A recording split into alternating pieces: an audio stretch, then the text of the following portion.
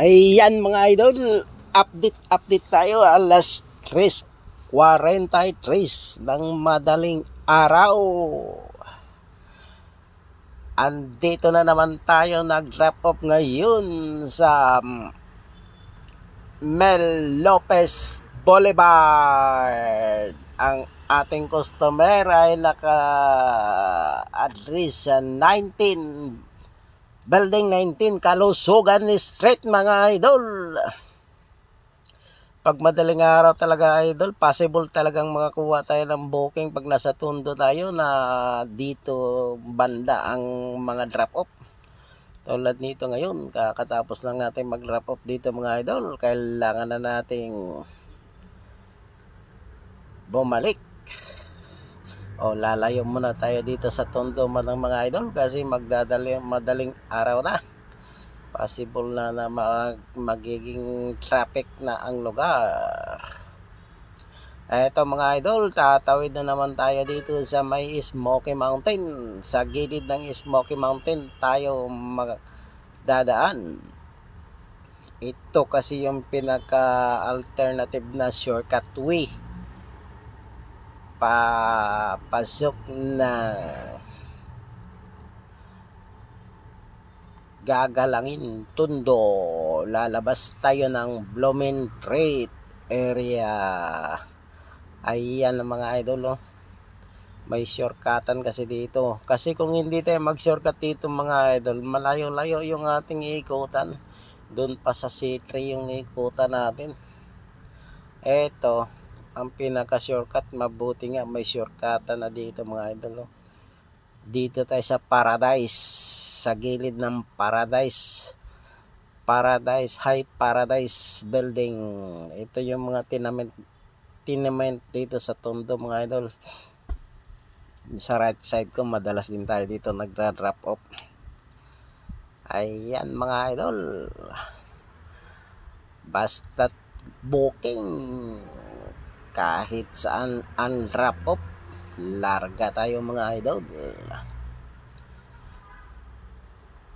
Hindi kasi ako basta-basta nagka-cancel mga idol hanggat active ang customer nga nagbo-book ng kanyang order. Ayan mga idol, lalabas muna tayo dito para makapag-open tayo ng apps. Pwede namang mag-open ako ulit dito ng apps mga idol. Kaya lang ang papasok din kasi dito yung mga merchants dito sa gagalangin. Marami din namang merchants dito na ngayon. Ang problema, magagawin na naman tayo dito banda o kaya sa gulayan. Maiipit tayo sa traffic dahil mag-uumaga na. Kailangan muna nating lumayo dito mga idol. Ayan, patawid na tayo ng Boulevard, Lopez Boulevard, Balot, Tondo.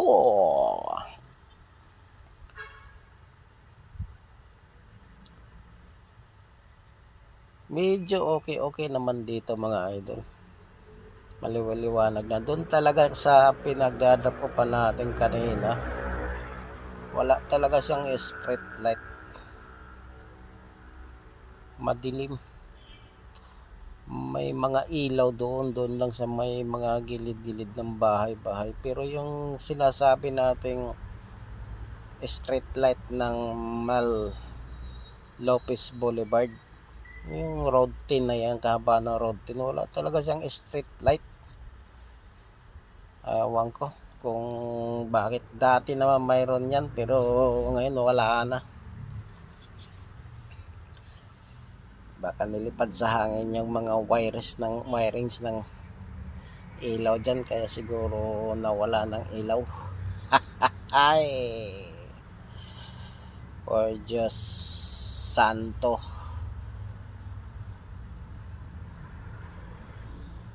madilim, nananatili talagang madilim pa yung lugar.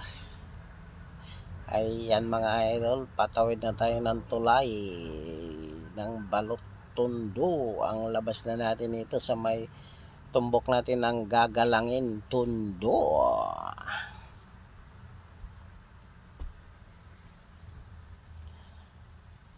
Ayan, hindi pa masyadong matraffic dito sa lugar mga idol. Medyo madilim lang talaga.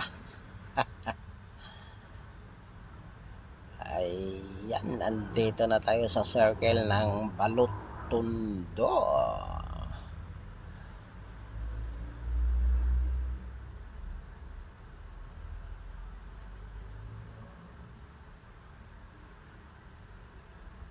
Pero okay naman siya, wala pang masyadong traffic dito sa lugar.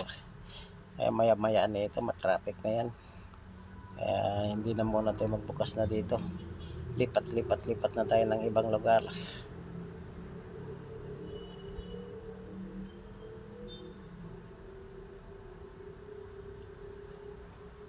Subukan na lang muna nating dumaan ngayon mga idol. Total madadaanan naman natin ang Blumentritt Public Market. Try nating dumaan sa Blumentritt Public Market. Subukan natin kung mayroon tayong mahuhuling pang ulam-ulam.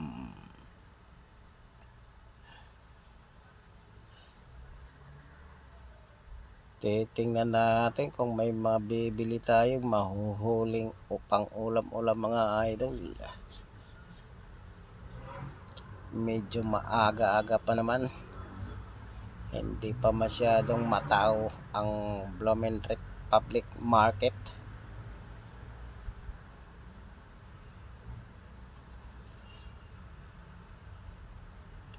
Ayan, tumbok na natin ang Blumentritt nito mga idol.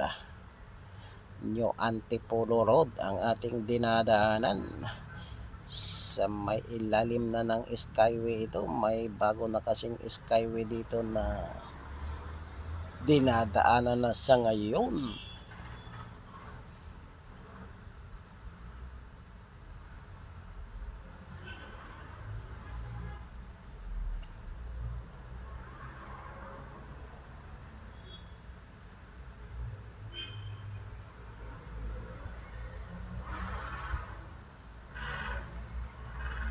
Ayan na mga idol, malapit na tayo sa Blumentritt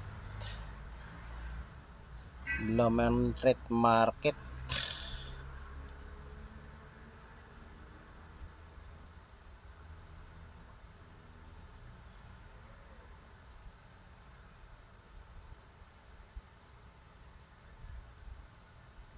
Ayan na mga idol.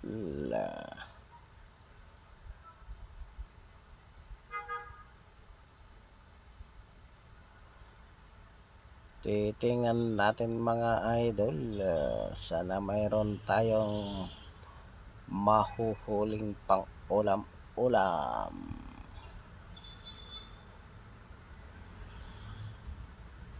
Ang problema kasi din natin dito mga idol, nakapalandra na rin kasi yung mga tricycle dito sa gilid. Nahihirapan na tayong mag-park ng ating motor. Ayan, sa palagay ko wala na tayong mapupwestuhan. Wag na lang muna tayong dumaan dyan sa may isdaan mga idol. Dahil ayan no, nakabalandra kasi yung mga tricycle dyan. Tila mo sa kanila ang kalsada. Yan, minsan nagagalit pa yung mga yan pag nauna ka dyan pumarada. Iso sila daw ang magpaparking dyan. Akala mo'y kanila. Kaya minabuti ko nang hindi dumaan dyan mga idol. Wala na tayong space or slot na magparada ng sandali. Ayan nakabalandra na kasi yung mga tricycle dyan. Ginagawa kasi nilang terminal. Ayan ayan yung itsura ng Blumentritt Talipapa Market.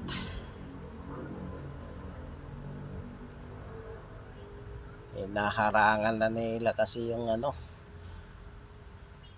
daanan. Motor sana pwede naman pumarada dyan mamalengke, hindi naman kasi tayo nagtatagal dyan, saglit lang naman tayo, pero sila kasi ginagawa nilang terminal, mag-aabang yan kung may sasakay o wala, o may sasakay na mamemelingke. Kaya wag muna tayong dumaan dyan, dito na lang muna tayo sa may sagingan, bibili na lang muna tayo ng saging. Nice kayong mga saging nila mga idol, ang lalaki oh. Isang peraso, busog-busog ka na talaga dito. Ang lalaki ng mga saging. Ayan mga idol oh. Ayan. Kaya't saging lang ang ating nahuhuli mga idol. Huwag na lang muna yung isda o sa ibang market na lang tayo bibili. Ayan oh, ang gaganda ng mga saging nila mga idol. Wow kayo. Pag 90 ang kilo yung mga saging nila mga idol. Pag sobrang hinog namang nasa 70 ang per kilo. Wow kayo. Yung mga kulang-kulang 2 kilo lang ang ating kinuha mga idol. Baka naman kasi maabutan tayo ng expiration o mabublok.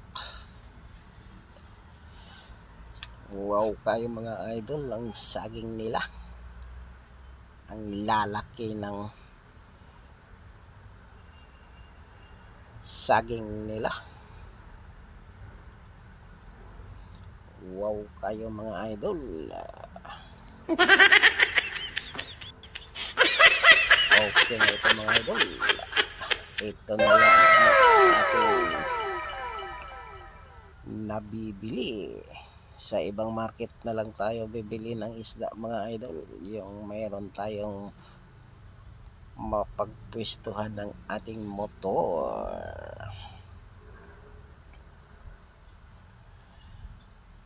Alright,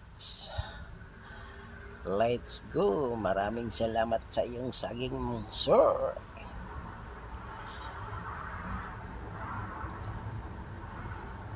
Tamis rapag yung kaya nilang saging mga idol. Dito lang sa Blumentritt mga idol. Bagsakan, marami sila dito pwesto, maraming nakapwesto dito. Bagsakan ng mga saging, bagsakan din ng mga mangga, bagsakan din ng mga iba't ibang prutas mga idol. Kaya lang minsan hindi na tayo makakabili dahil wala tayong mapupwestuhan minsan ng ating motor. Hanggang dito lang tayo mga idol. Thank you for watching.